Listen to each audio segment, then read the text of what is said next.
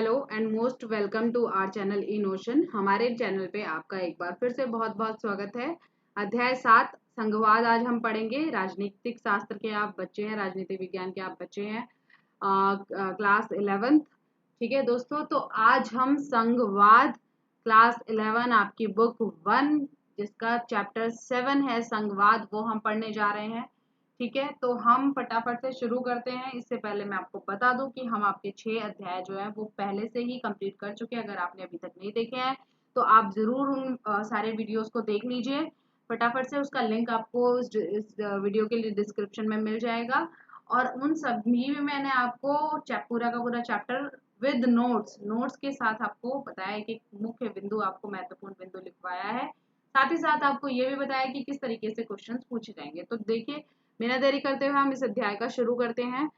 तो संघवाद का क्या अर्थ है? साधारण शब्दों में कहें तो संघवाद संगठित रहने का विचार है। यानी संघ का मतलब होता है संगठन, वाद का मतलब होता है विचार, तो साथ रहने का विचार, संगठन में रहने का विचार। संघवाद एक संस्थागत प्रणाली है जिसमें 2 स्तर की राजनीतिक व्यवस्थाओं को सम्मिलित किया जाता है। इसमें एक संघीय यानी केंद्रीय स्तर की सरकार और दूसरी प्रांतीय या राज्य स्तर की सरकारें होती हैं। तो अब आप संघवाद का मतलब समझ चुके हैं। अब देखिए संघीय क्या है। संघीय मतलब केंद्रीय सरकार पूरे देश के लिए होती है, जिसके जिम्मे राष्ट्रीय महत्व के विषय होते हैं, और राज्य की सरकारें अपने प्रांत राज्य विशेष के लिए होती हैं जिसके जिम्मे राज्य के महत्व के विषय होते हैं। उदाहरण के तौर पे हम देखें, भारत में संघ सूची के विषयों पर केंद्रीय संघीय सरकार कानून बनाती है और राज्य के विषयों पर राज्य सरकार है। तो देखिए, आप सभी जानते हैं कि हमारे पास हमारे देश में, अगर मैं सिंपल शब्दों में बोलूं, साधारण शब्दों में अगर आपको मैं समझाऊं, तो देखिए 2 तरह की सरकारें हैं। एक होती है केंद्र की सरकार और एक होती है राज्य की सरकार। तो केंद्र की सरकार जो होती है पूरे के पूरे देश का देख रेख करती है, राज्य की सरकारों का ध्यान रखती है, और वो पूरे के पूरे देश के लिए केंद्र की जो लिस्ट है, केंद्र की जो सूची है, उसमें जो आए जितने भी विषय हैं उन पर कानून बनाएगी। लेकिन राज्य की सरकार जो सिर्फ और सिर्फ उसके राज्य की सूची में, वो सिर्फ अपने राज्य का ध्यान रखेगी। जैसे जैसे कि उत्तर प्रदेश की सरकार हो गई, बिहार राज्य की सरकार हो गई। ठीक है, इसी तरीके से आप ले लीजिए, किसी भी राज्य का आप उदाहरण ले सकते हैं। ठीक है, उड़ीसा है, झारखंड है, छत्तीसगढ़ है, महाराष्ट्र है। तो ये राज्य की सरकारें अपने क्या बोलते हैं, राज्य के सूची पे के विषयों पर ही कानून बना सकती है, जबकि केंद्र की सरकार पूरे के पूरे देश के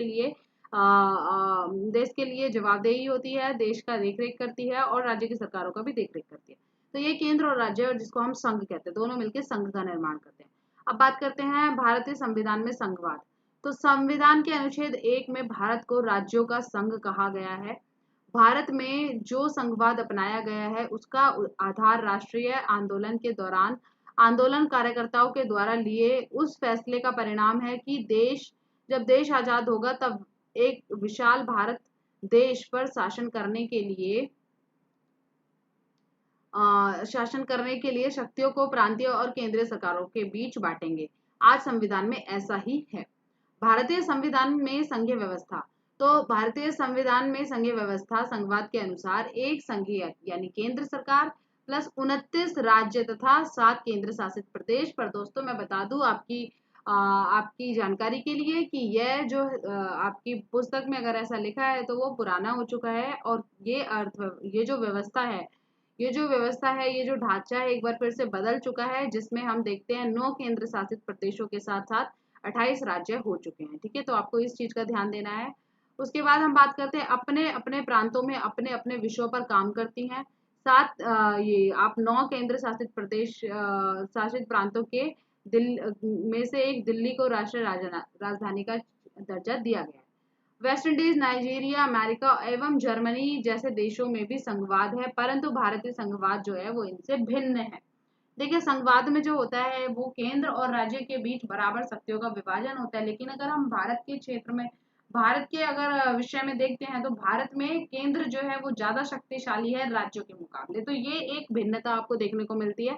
इसी तरीके से मैं आपको सारी चीजें बताती रहूंगी, बीच बीच में समझाती रहूंगी। अब आप देखिए अगला बिंदु, भारतीय संघवाद की क्या विशेषता है। तो भारत में 3 स्तर है, केंद्रीय स्तर, राज्य और स्थानीय स्तर की सरकारें, लिखित संविधान भी है। शक्तियों का विभाजन जो है वो संघ सूची 97, राज्य सूची 66, संवर्ती सूची 47 प्लस अवशिष्ट शक्तियां भी हैं।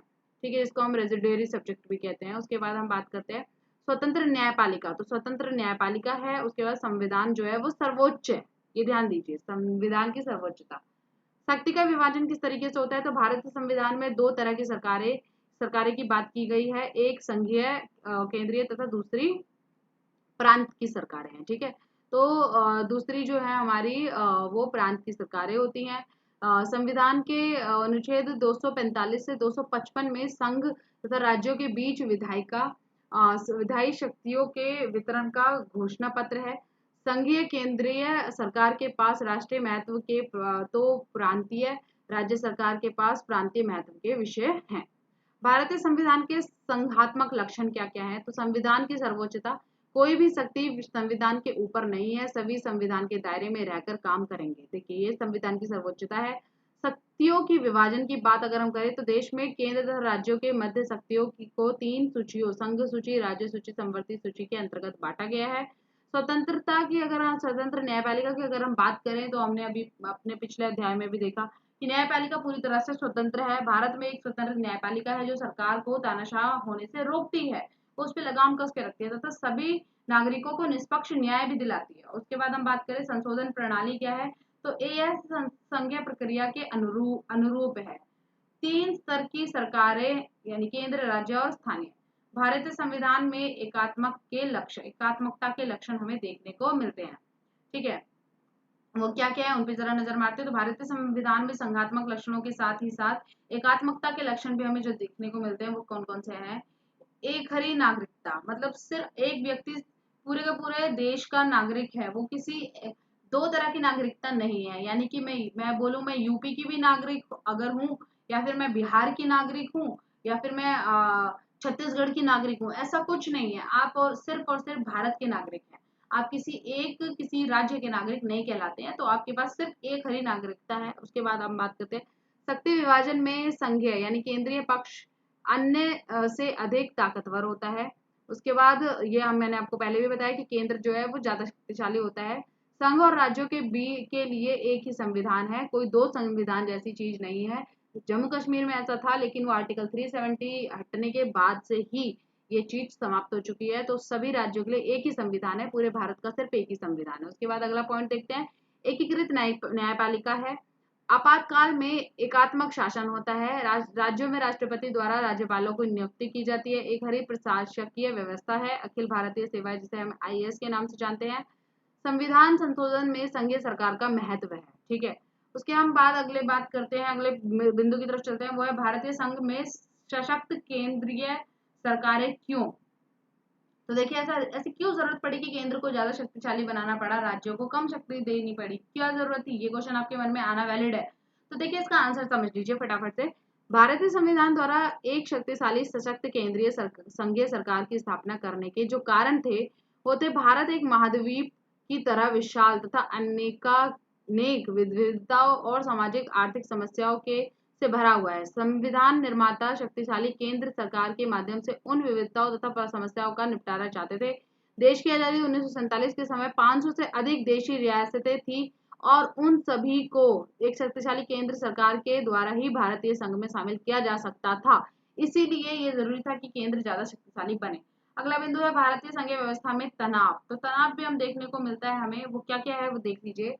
केंद्र राज्य संबंध, संविधान में केंद्र को अधिक शक्ति प्रदान करने पर अक्सर राज्यों द्वारा विरोध किया जाता है और राज्य निम्नलिखित मांगे करते हैं। कौन कौन सी स्वायत्तता की मांगे होती हैं, ऑटोनॉमी जिसको हम कहते हैं, स्वायत्तता की मांग करते हैं। समय समय पर अनेक राज्यों द्वारा राजनीतिक दलों में राज्यों को केंद्र के मुकाबले ज्यादा स्वायत्तता देने की मांग उठाई है, जो निम्न रूपों में है, जैसे कि वित्तीय स्वायत्तता चाहिए, प्रशासनिक स्वायत्तता चाहिए, संस्कृति और भाषाई मुद्दे भी उठाते हैं। जैसे कि देखिए, वित्तीय स्वायत्तता में अगर हम बात करें तो राज्यों के आय के अधिक साधन होने चाहिए तथा संसाधन पर राज्य का नियंत्रण होना चाहिए। शक्ति, अगर हम प्रशासकीय स्वायत्तता की बात करें तो शक्ति विभाजन को राज्यों के पक्ष में बदला जाए। ठीक है, राज्यों को अधिक महत्व के अधिकार और शक्ति दे दी जाए। ये मांगे हम समय समय पर उठती रही हैं। उसके बाद देखते हैं हम सांस्कृतिक और भाषाई मुद्दे जो उठाते हैं, तो तमिलनाडु में हिंदी विरोध में, पंजाब में पंजाबी व संस्कृत को प्रोत्साहन की मांग जो है वो आती रही है। उसके बाद राज्यपाल की भूमिका तथा राष्ट्रपति शासन की अगर हम बात करें, तो इस मुद्दे पे भी तनाव रहता है केंद्र और सरकार के बीच में। तो वो क्या है वो जरा देख लीजिए और इसको साथ साथ लिखते हुए चलिए। देखिए लिखते हुए फटाफट चलिए, नोट्स बना लीजिए, मैं कह रही हूँ नोट्स बना लीजिए, ठीक है। तो नोट्स बनाना बहुत ज्यादा जरूरी हो जाता है। अब देखिए इस मुद्दे को अगर हम देखें तो राज्यपाल की भूमिका पर क्या तनाव रहता है।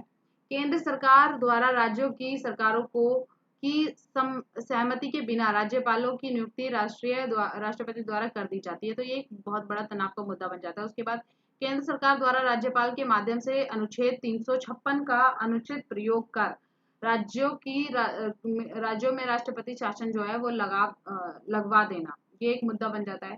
फिर नए राज्यों की मांग, समय समय पर नए राज्यों की मांग भी उठती रही है। तो भारतीय संघीय व्यवस्था में नवीन राज्यों के गठन की मांग को लेकर भी तनाव जो है वो बना रहता है। अगर हम अगला देखें तो राज्यपाल की भूमिका तथा राष्ट्रपति शासन का अगर हम बात करें तो ये हो गया। उसके बाद राज्यों की मांग भी हमने ये बिंदु भी देख लिया। उसके बाद अंतर्राष्ट्रीय विवाद जो रहते हैं उस पर भी रहता है। तो संघीय व्यवस्था में दो या दो से अधिक राज्यों में आपसी विवादों में के अनेक उदाहरण हैं। राज्यों के मध्य सीमा विवाद जैसे क्या है, बेलगांव को लेकर महाराष्ट्र और कर्नाटक में हमेशा टकराव रहता है। उसके बाद अगर हम देखें नदियों के जल बंटवारे को लेकर विवाद जो कर्नाटक और तमिलनाडु में जो हमेशा रहता है, कावेरी जल के विवाद में ये हमेशा फंसे रहते हैं। तो ये सब राज्य और प्रांतों के बीच, राज्यों के बीच तनाव का कारण बनता है। उसके बाद अगर हम अगले बिंदु पे चलें तो हमारा अगला बिंदु है विशिष्ट प्रावधान क्या है, यानी पूर्वोत्तर के राज्य तथा जम्मू कश्मीर। तो विशिष्ट प्रावधान भी हमारे संविधान में दिए गए हैं, वो क्या क्या है वो जरा एक बार नजर मार लीजिए। संविधान के अनुच्छेद 370 द्वारा, जिसे अब हटा दिया गया है। दोस्तों मैं फिर से आपको बार बार बता देती हूँ, आपकी बुक जो है उसमें ये अध्याय पहले था, अब इसको हटा दिया।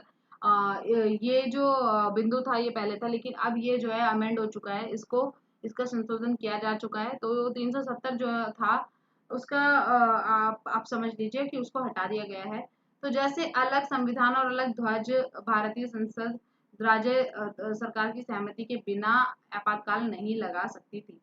तो संविधान के अनुच्छेद 371 और 300, तो ये अब आपको 371 में क्या है जरा जान लीजिए। नागालैंड, असम, आंध्र प्रदेश, सिक्किम, मिजोरम, अरुणाचल प्रदेश और गोवा को विशिष्ट स्थितियां प्रदान की गई हैं। तो ये जो है पूर्वोत्तर राज्य और जम्मू कश्मीर के लिए था।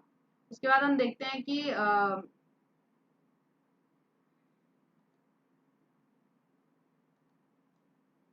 इसी के साथ ये अध्याय हमारा यहाँ पे समाप्त होता है। हमने पूरा का पूरा अध्याय यहाँ पे खत्म कर लिया है, सभी महत्वपूर्ण बिंदु लिख लिए हैं, सभी चीजें आपको समझा दी गई है। चैप्टर से कुछ भी ऐसा नहीं छूटा है जो आपके लिए महत्वपूर्ण था। हमने सब कुछ यहाँ पे कवर कर लिया है। और एक छोटे से वीडियो में आपको जब सब कुछ मिल जाता है तो क्या नुकसान है इसे देखने में, ठीक है, कोई भी नुकसान नहीं है। आपके कुछ मिनट लगते हैं और आपको बहुत महत्वपूर्ण यहाँ पे ज्ञान मिल जाता है, बहुत महत्वपूर्ण रिसोर्सेज आपको मिल पा रहे हैं। तो अगर आपने अभी तक हमारे चैनल को सब्सक्राइब नहीं किया है तो आप फटाफट से चैनल को सब्सक्राइब कर दीजिए, वीडियो को लाइक कर दीजिए। मुझे पूरी की पूरी आशा है कि वीडियो आपको बहुत बहुत पसंद आया, तो फटाफट से वीडियो को लाइक कर दीजिए। अपने दोस्तों के साथ इस हमारे चैनल को शेयर जरूर कीजिए, इस वीडियो को शेयर जरूर कीजिए। हमारे साथ जुड़े रहने के लिए आपका बहुत बहुत धन्यवाद। Thank you so much.